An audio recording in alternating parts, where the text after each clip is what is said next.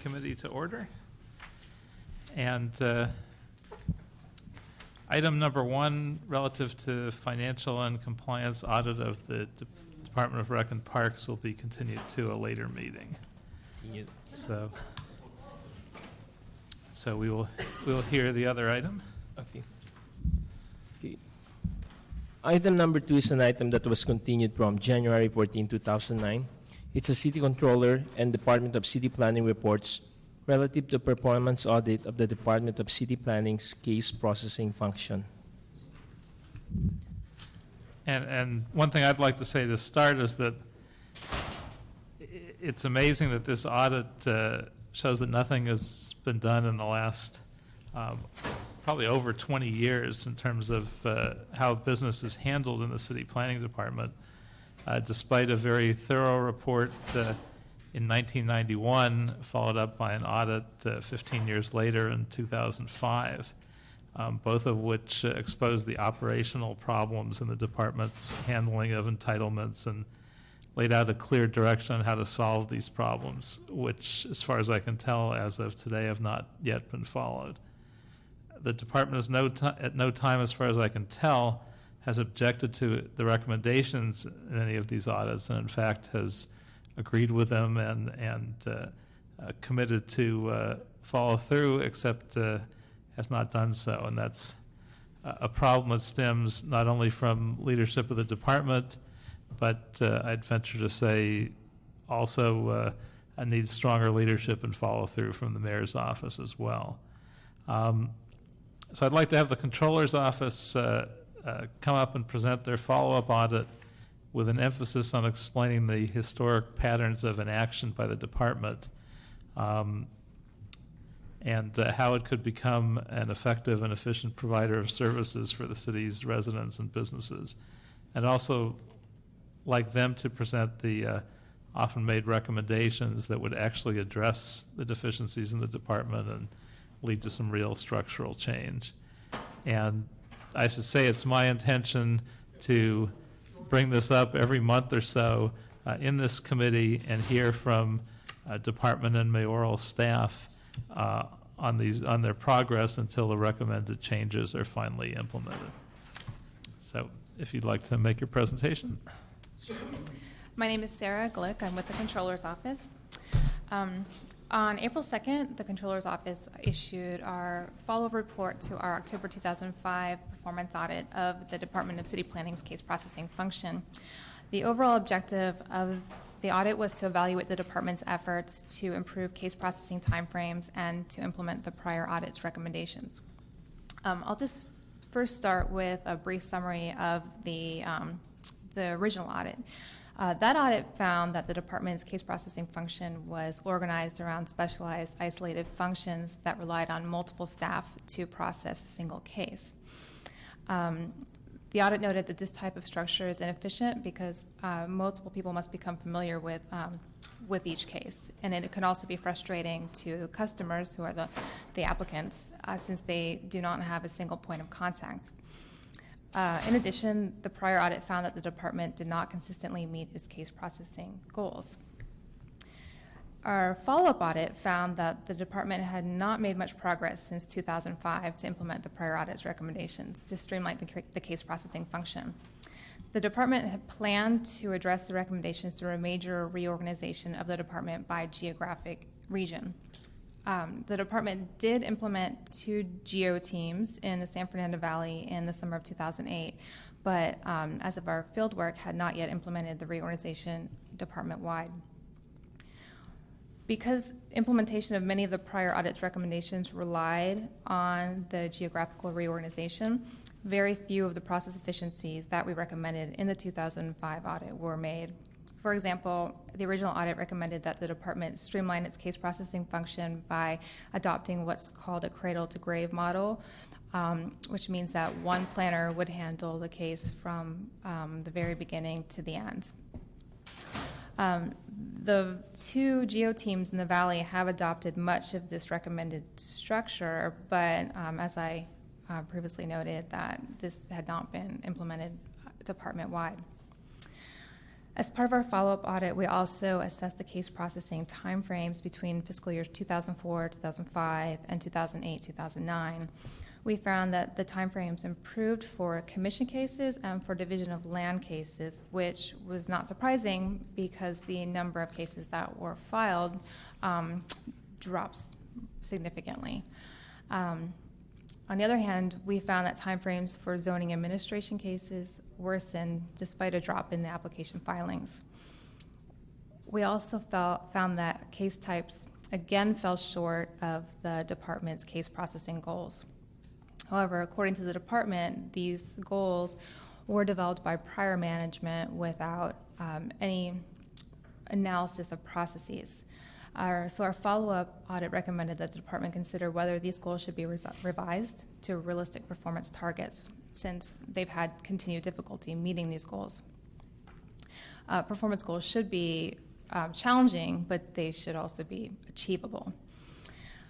Since our follow-up audit was released, the department submitted a plan to us that outlines an initiative to move forward with the geographic reorganization, department-wide. We accept their plan, and we encourage them to move forward as quickly as possible.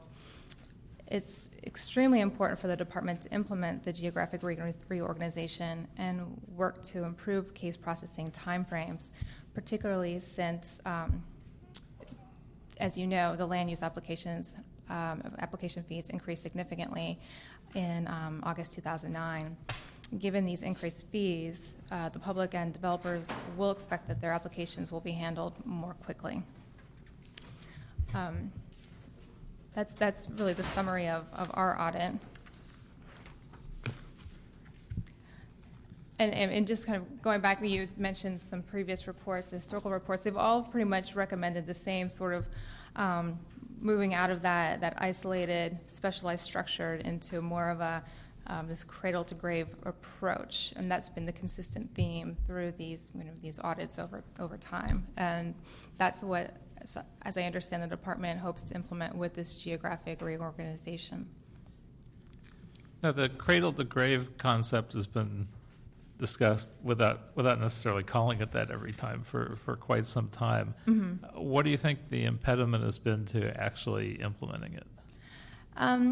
With the department, I mean, I can really only speak to the last couple of years since the original audit, but it was really according to what I've learned from the department. But they had mentioned that there were some other initiatives that they wanted to implement before they established a reorganization. That was that they were undertaking this fee study and they didn't want to reorganize until the fee study was completed. And then also they were busy with the strategic plan, and then they wanted to first be able to evaluate the impacts of ERIP and work furloughs before they reorganized. So, that was really what we've learned from the department. And then also just some staffing issues in general. But it doesn't seem that complicated to implement, so I don't know that it makes sense to put some other impediments ahead of this at every step. I don't know if there are other things that we're anticipating to be placed ahead in the priority list that will stop this from being implemented anytime soon.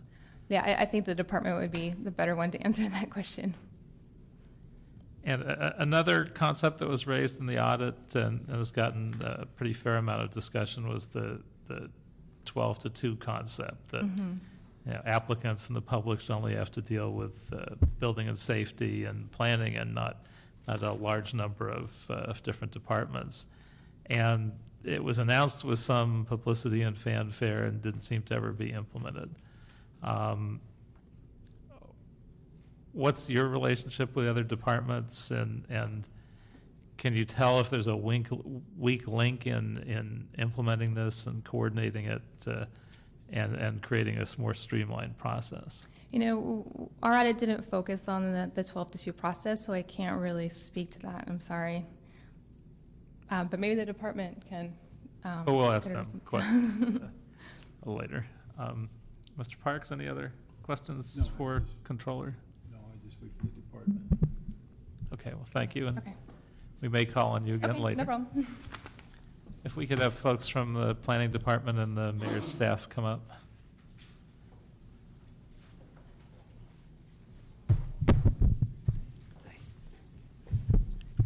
I'm Vince Bertoni, Acting Planning Director. Both here at the Mayor's Office here. I'm Julie Shapshia, Vice President in the Mayor's Office of Economic and Business Policy. I also have with me from the Planning Department Eva Juan McDaniel, who's one of our Deputy Planning Directors, and Michael LeGrand, who's our Chief Zoning Administrator. We'll be, any of the three of us will be happy to answer on behalf of the department. I don't know if you have anything that you want to say before we start as sort of an opening.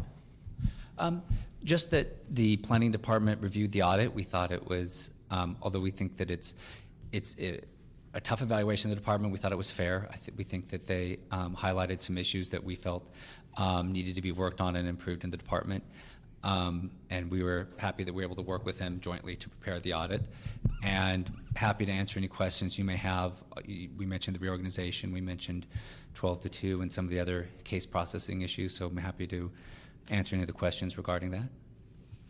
Why don't we start with the one that we had just asked about the 12-2? What holdup is there in implementing it?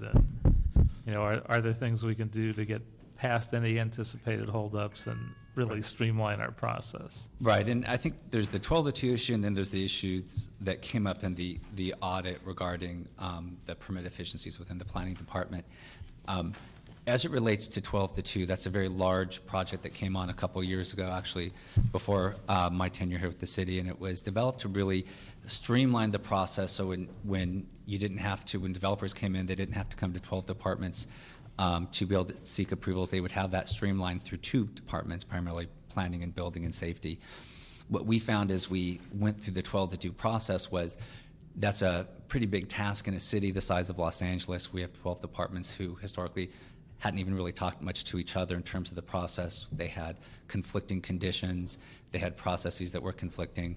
And so we worked on bringing the 12 departments together for the first time. We talked with the departments in terms of how do we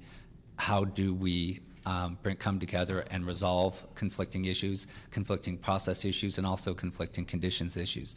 So through that process, we came up with, for example, standard conditions for the departments, which we never had before. So, for example, all the departments would basically reinvent the same conditions over and over and over again every time you had a new project. We came up, and all the 12 departments came up with standard conditions. At the same time, through the Mayor's Initiative, we came up with the Condition Development Management System, or the CDMS, which is a computer system that all of the departments can access to both put in the conditions and also to monitor them in terms of their implementation. So that's something that has been achieved and is up and running as part of the process. Another thing that was really critical to make sure we go from 12 departments to 2 is coming up with more of a case management type of process, so that you have one point in contact that would help bring a developer through the process. And that's something that we've been moving towards as part of the planning department, and that gets more to some of the issues of the reorganization in terms of what we've been working on with that, which I'm happy to segue into that if you would like. Please. The reorganization has been talked about for a while, and as you have rightfully mentioned, it's been discussed in many audits, not just the 2005 Zucker audit, but also going to the 1995 Garcia report talked a lot about how do you reorganize our department to make it much more efficient in terms of developing, of really bringing through development and also not having so many handoffs. So there were some delays, as the Controller's Office had mentioned, regarding things such as getting the fees in place so we would have some kind of security for the staffing. We are now about, I believe, before this, we were about 25% fee supported for development for the department. Now that's reversed, and we're about 75% fee supported and 25% general fund supported. So we wanted to make, first off, that there was some security with the department, so that there was, at least we knew that we'd have some type of consistency in terms of the staffing, and we felt that was important. There are some strategic issues we wanted to deal with in the department. And then as we were going through that, that was really kind of critical was the Early Retirement Incentive Program, or ERIP. And the issue with the ERIP wasn't necessarily that we lost 50 employees, which was a large number. So so we came down to under 300 employees for the first time in a long time. But it wasn't the number, it was that we knew that ERIP in combination with managed hiring meant that once people retired, that we wouldn't have the ability to replace positions, and it was particularly critical for management positions. And we lost many of our principal planners and senior planners, which were critical to how do you organize a department, because we knew we wouldn't be able to replace them or to refill their positions, so that when they were gone, they were gone.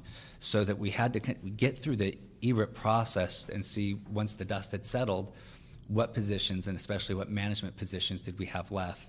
And then we have to take a look at our overall staffing to see how we could match our staffing numbers to the management. And so as we went through, as soon as the ERIP process was getting underway, and we had a good idea, we didn't wait till the end of ERIP, we just waited to get a good idea of where we were heading in terms of the management numbers. Then we came through and we finalized our organizational chart, so we can kind of figure out how we would organize ourselves as a department. We thought that was very important.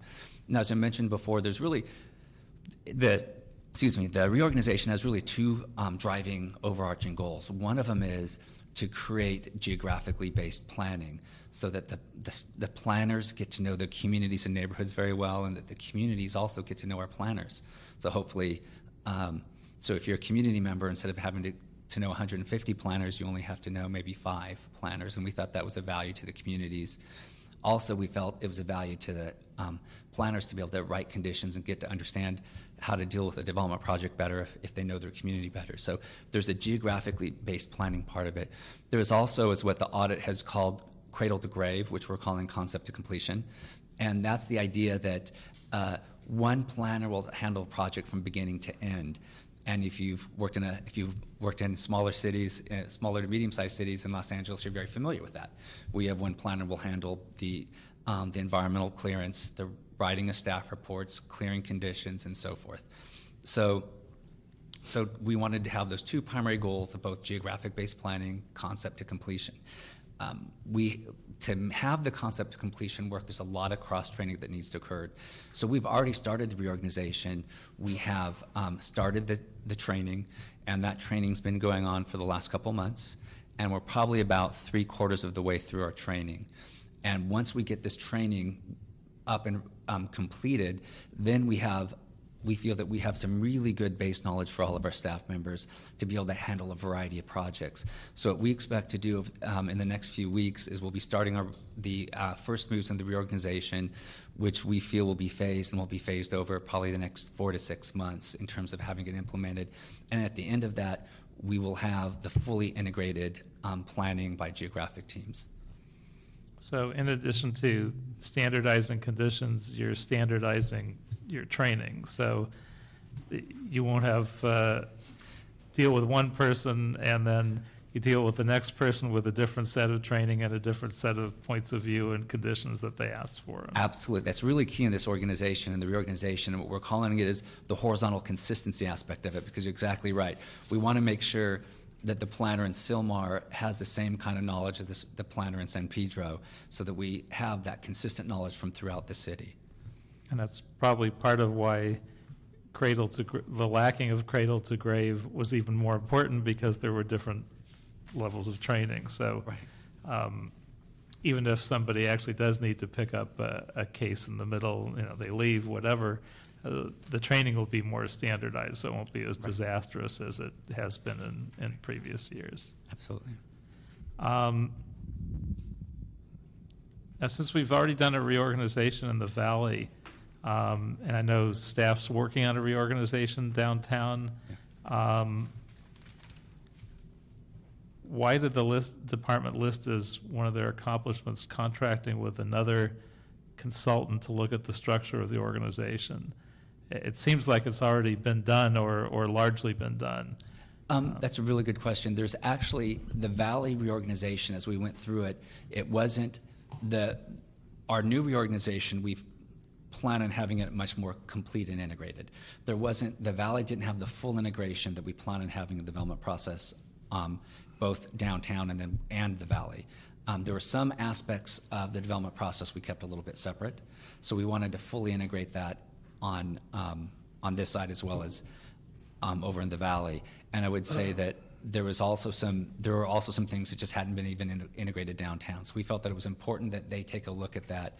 For example, there's some things that were changed that hadn't been changed yet in the valley. For example, we plan on bringing the historic preservation overlay zones that were. One thing we're doing counter geographically is we're taking the historic preservation overlay zones, which are handled all over the department, and you may have 20 planners just doing it 10% of the time, to really concentrate it on a handful of planners. That way we have some expertise and knowledge, that since that's very highly specialized in that area. So we are doing some things like that. So there's some other systematic things we needed to do, such as handling our subdivision counter. We needed to fully integrate that into our counter down at our Metro counter at Figueroa Plaza. So there's some things like that we wanted to really do. And we also thought it made sense to, the Valley had been up and running for 2 years, that we thought it made sense to have a consultant say, are you really operating effectively? We know you've done it, you've had it out there in the Valley, but we thought it made sense to have a really fresh set of eyes take a look at that. So you basically can say, well, you have this sort of pilot program in the Valley. How did it work? What do we need to update?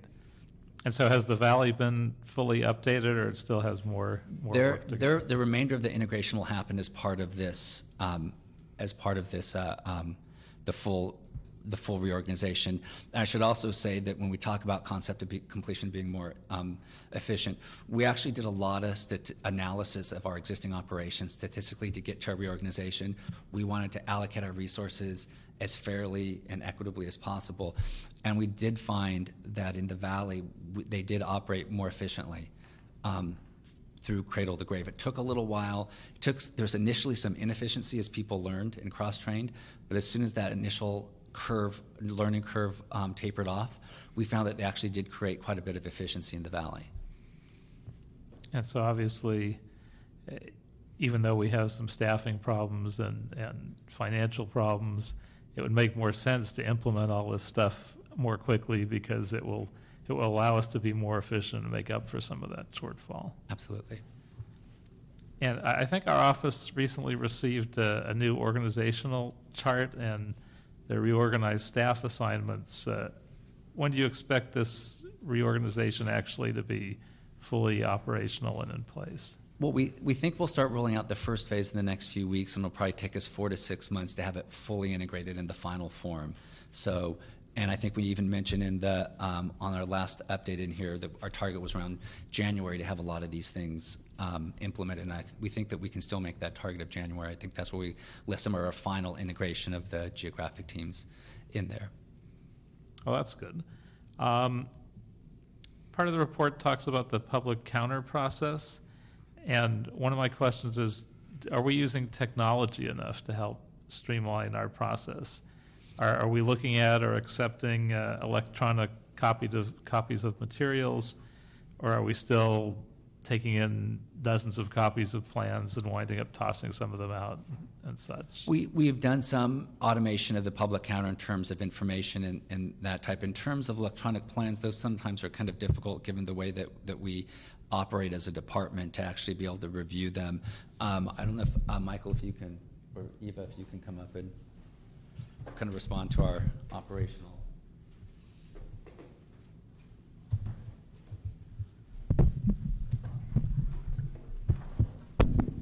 Good afternoon, council members. I'm Eva Yuan McDaniel, Deputy Director.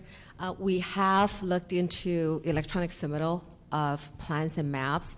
We have several challenges. One is the infrastructure in the city. Because of the traffic on the city network, if the departments start to do transmission of large format maps or plans, that will impact the city network. So that's something we have to consider very seriously. And the second thing is we are testing a electronic submittal of the application so we can capture the data, but not necessarily completely automate the submittal of the plans. So several things are being worked on. And we also use technology to streamline the application process by fine-tuning our case tracking system. And also we, this year, implemented a condition development and management system, which allows the case processing planners to create case conditions electronically and store that centrally instead of on paper and file in paper files. And then the conditions are managed by the planners. That is part of the 12-to-2 process. One of the accomplishment in that is the development and implementation of the CDMS system. And having that system also will allow the department to, and other city departments to centrally clear all the conditions. And the condition clearance status will be available on the internet when we move to phase 2 of the system.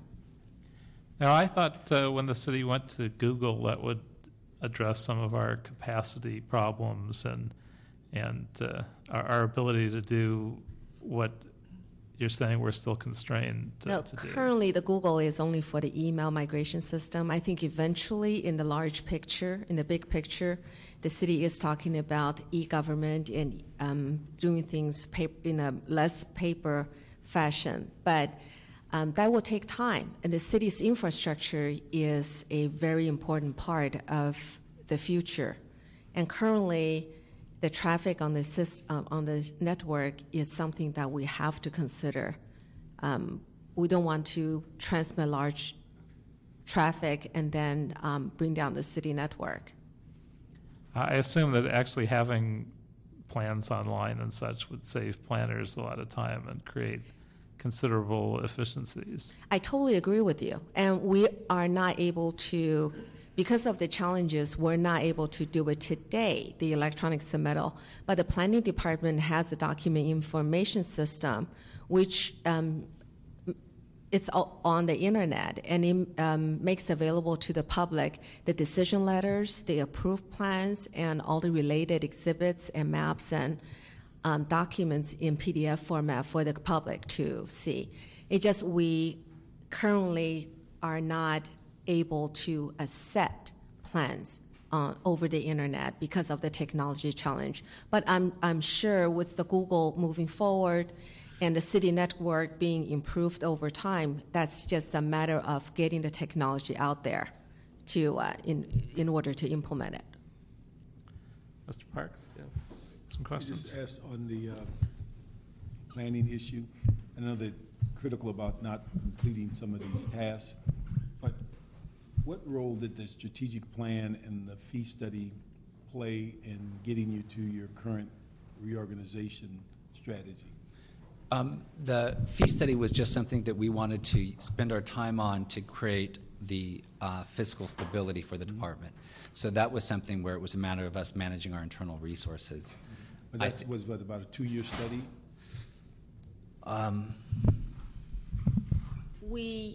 The study actually took 6 months, and the rest of the time was to set up the contract and getting the funding in place.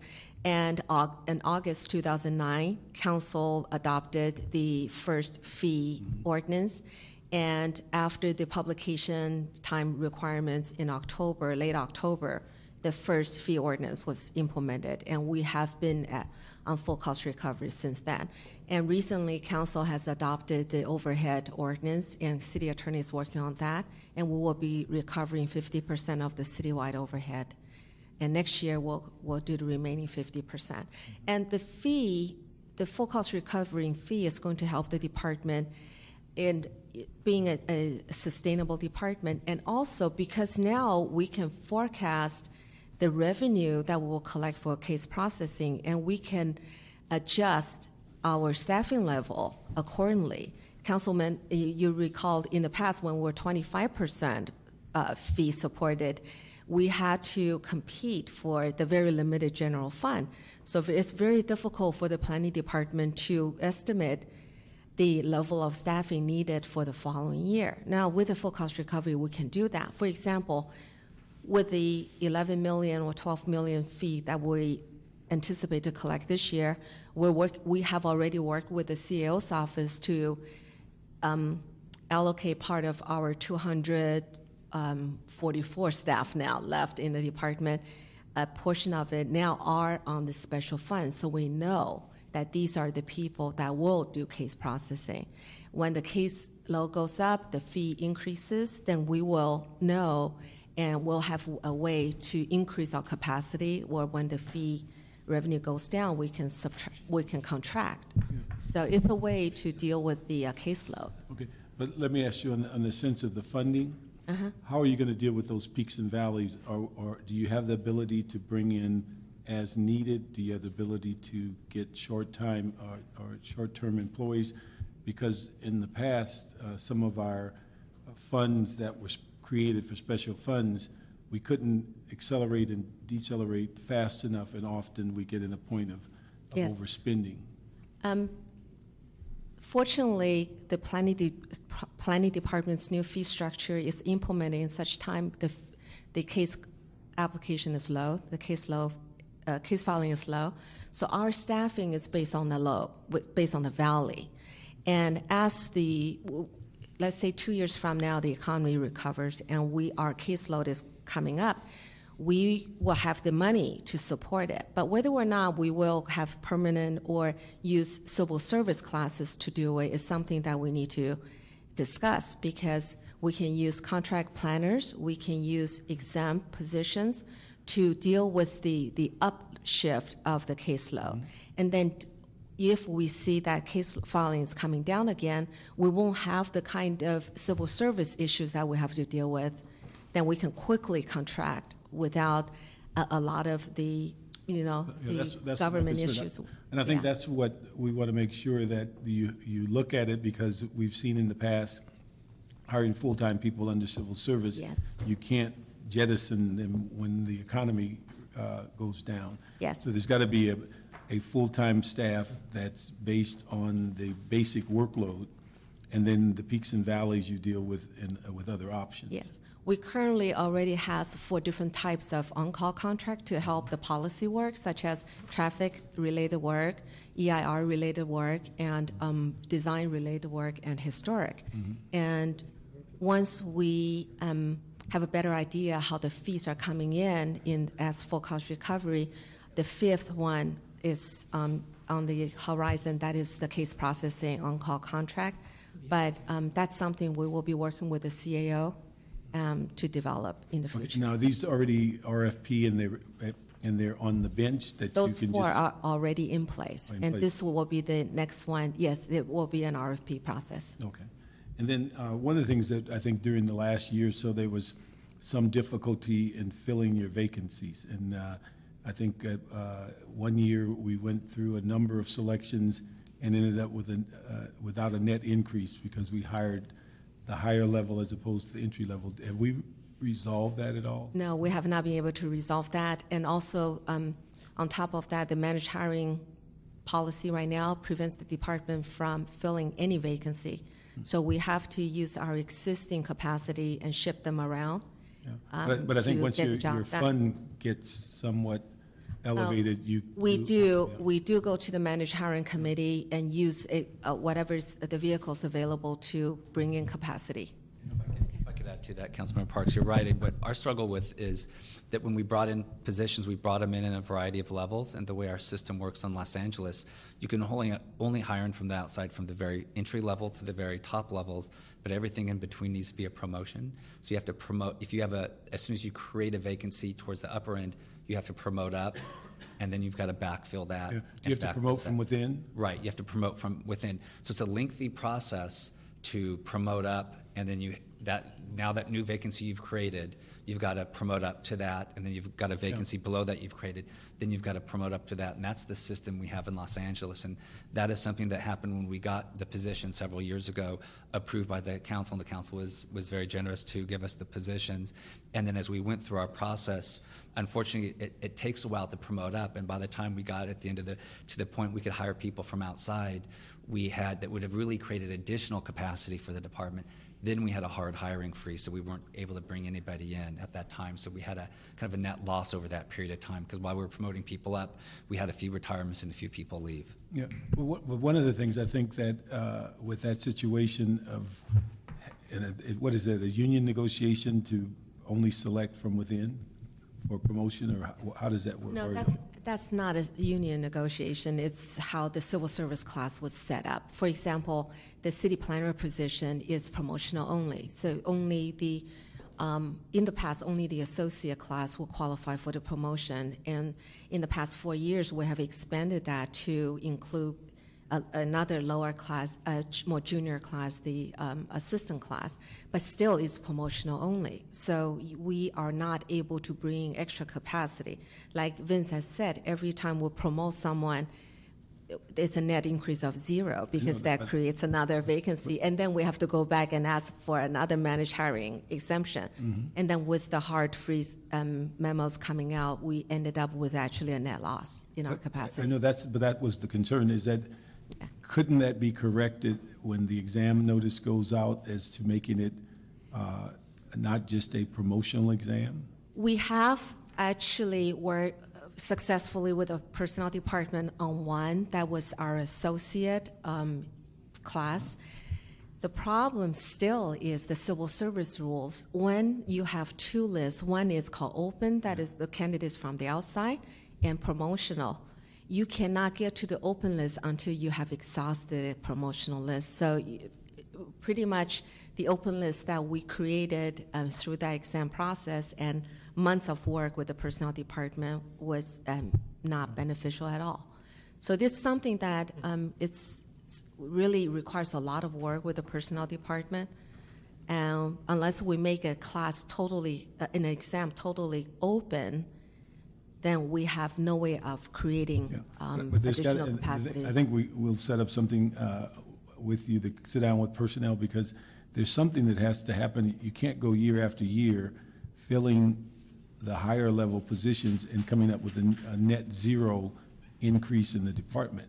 And if there are, it's got to be somewhere in the construction of the examination, or the criteria, or how you gather or attract people to the exam. Something's got to be altered, because it's going to be even more critical as you get your planning fees in place to have money and then can't hire the people, because you spend all your energy going through the process of selection, and then your net result is 0 on net increase. And so I think that's something that we have to figure out. How do you have more flexibility? And are the positions that you deal with planning department specific, or are they positions that work in other departments?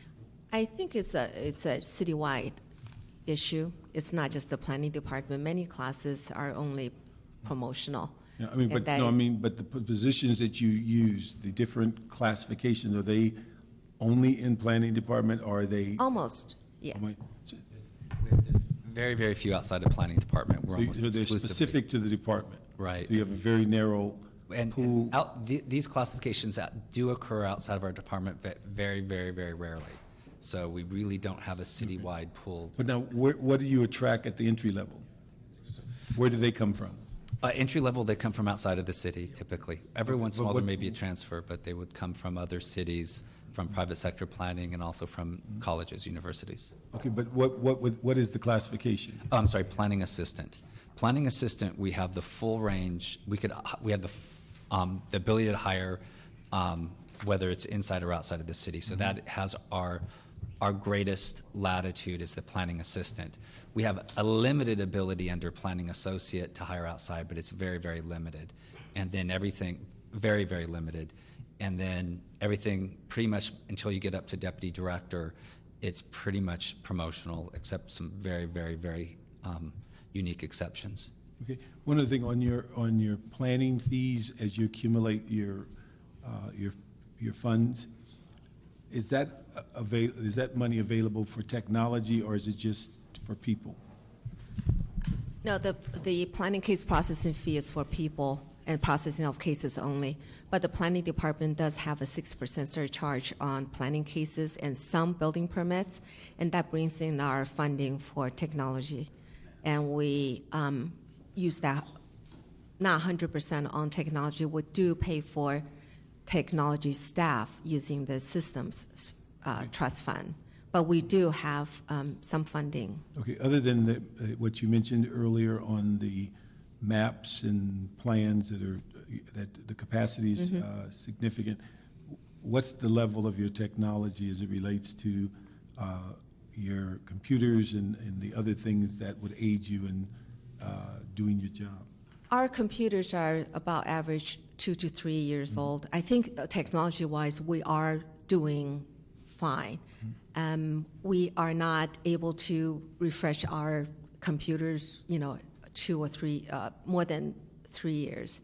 But our technology is spent on mostly in developing systems to help the case processing and long-range planning. And software? Software, yes, and maintenance. We have a very, very heavy GIS, Geographic Information System operation, that maintains and first developed the city's digital zone map system. The entire city's zone map is electronic now, and that's our ZIMA system. And in the past year, our system staff internally, using our own city resources, and completed rebuild the ZIMA system. And we started using the new ZIMA system inside the city about 6 months ago, and just 2 weeks ago we rolled it out on the internet. So even the internet now is using a brand new ZIMA system, and we are sending announcements out to the industry and the neighborhoods. Is there any ability as far as your entry input, as far as permits and things like that, that would be available to be put on handhelds or things like that that would improve your productivity? Yes, we are also using handheld technology. For example, the Survey LA system that surveyed the entire city for its historic characters, it's being done on both paper and handheld. And we use a GIS company and came in and developed the system, and also use our internal GIS and IT staff to work with the consultant and develop the system and maintain it. And the Survey LA field survey actually is starting I think it's starting now in the first community. Yeah, in fact, we just read your notice. But let me ask you one other thing on the issue of the technology.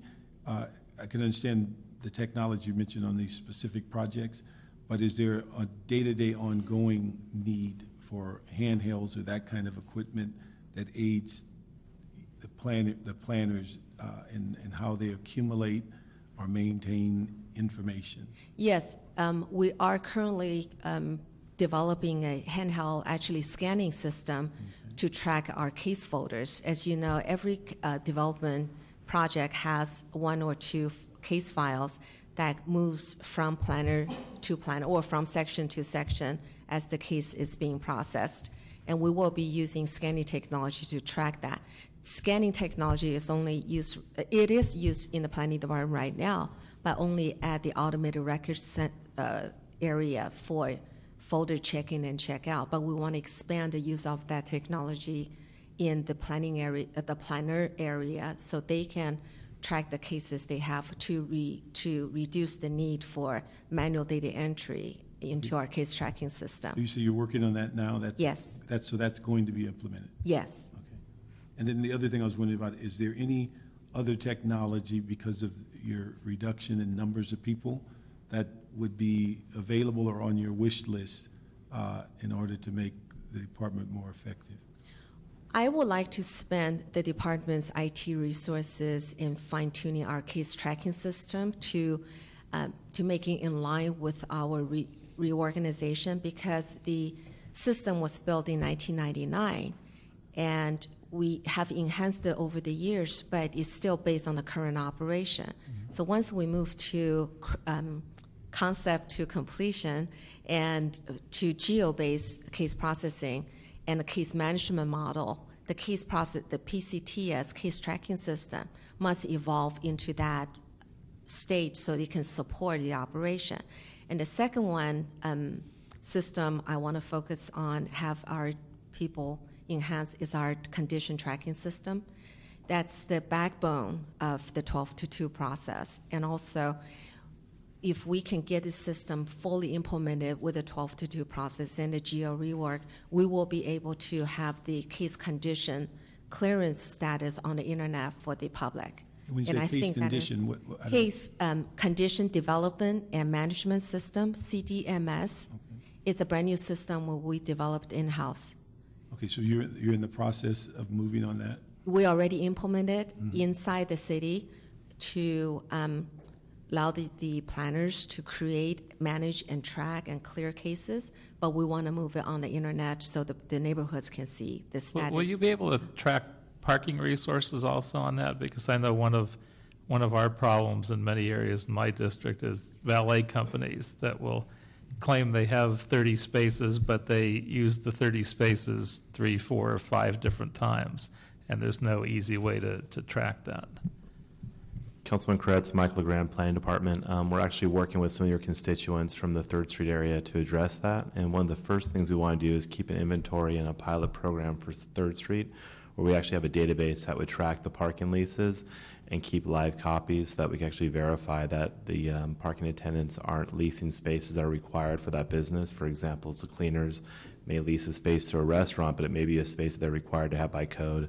So to make sure there's not double counting going on, but also to have a more transparent process for our decision makers so that when they're making a decision, they know that those are exclusive spaces and that we're not having spillover cases of valets parking in the neighborhoods.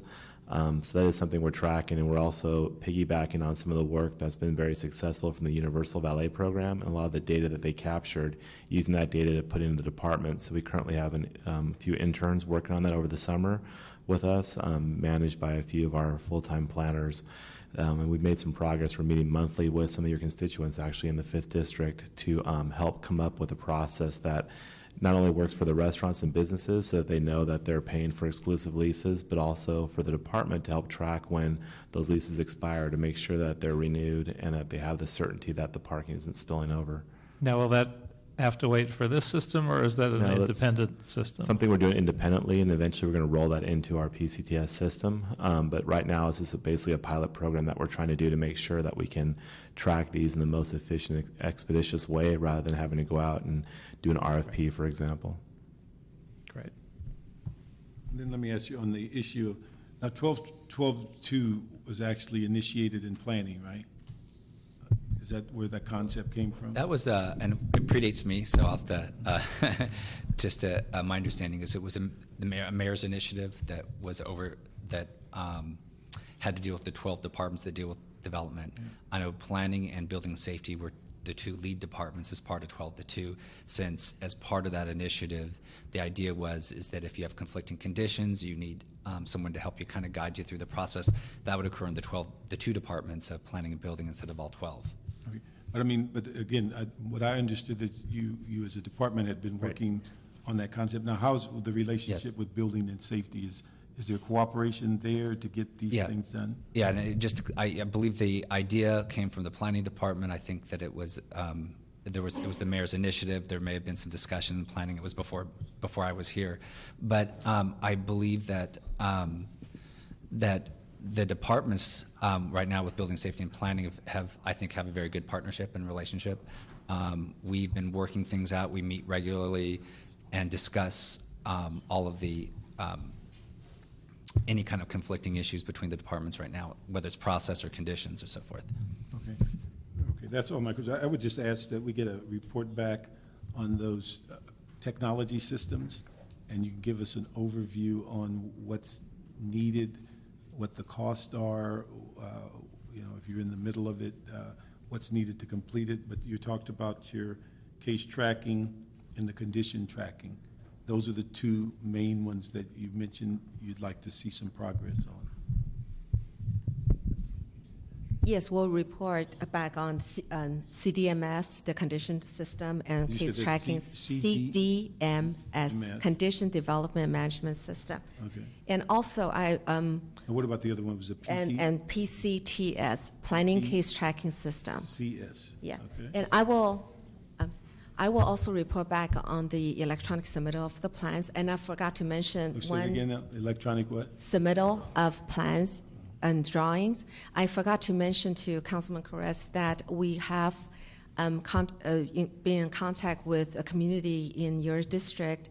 As some representatives were supposed to have a meeting to talk about electronic submittal, but the constituents is not yet available, so that is in the works right now. Great. And I have a few more questions and then a couple more report backs to ask for. One, I wanted to ask the mayor's office, what's your take on the level of cooperation within these departments? How is this going? What do you think a timeline is likely to be to see this come to fruition? Absolutely. We've been working and meeting with Building and Safety and the Planning Department every week to discuss development reform and its progress. And recently, the council approved $500,000 to fund a study that will focus on the implementation of true development reform. And what we'd like to look at is the best practices across other cities. Because I think a lot of what happens is we end up talking to ourselves too much. And what we really need is an outsider's perspective to bring true development reform. It's going to piggyback on the initiatives and the ideas of 12 to 2.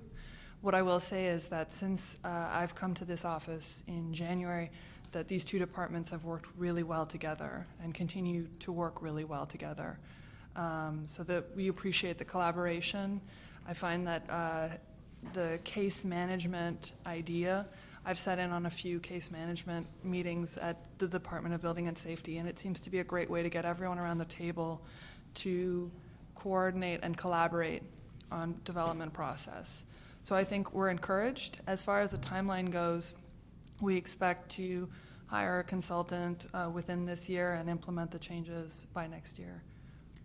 Well, I think it's a good idea, and in fact, somewhat amazing to me that this hasn't been done earlier, I should say. Years ago, I was on the council in the city of West Hollywood. I had West Hollywood do this over 20 years ago, and it was very valuable because at the time people told us that we were more bureaucratic than LA, even though we were 100 times smaller. And that kind of review of best practices in other places was incredibly valuable. And I think we'd like to leverage the audits that have already been undertaken and use those to sort of help drive the consultants' recommendations. That sounds great. A couple other questions. One of the most disturbing findings in the controller's report was that zoning administrator cases have actually slowed down in terms of their speed of implementation, despite a 40% drop in those cases. Do we really know why, and how do we make sure this doesn't continue to happen? Mike LeGrand, Department of City Planning, Chief Zoning Administrator. Yeah, that was an alarming finding. I can't say it was surprising. One of the main reasons is resources. The city charter, as well as municipal code, has certain types and categories of cases that must be heard by a zoning administrator.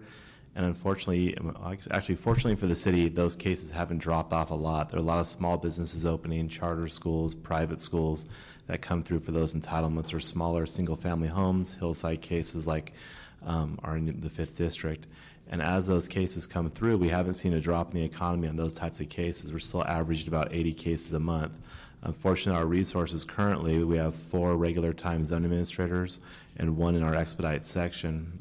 During the time of the audit period, we had a number of staffing shortages in the zoning administrator's office, from the level of zoning administrator all the way down to their support staff, which we call zoning investigators, which are made up of planning assistants and associates. So really, a lot of it was a resource issue. We've done some restructuring to help try and address that, and I believe the reorganization and the cradle-to-grave model of processing cases is going to help a lot. But one of the problems is going from 10 zoning administrators, 9 zoning administrators, down to 4 recently, has really, with the early retirement program and natural retirements, has really had an impact on us. So even though there's a drop in caseload, there's also a drastic drop in staffing.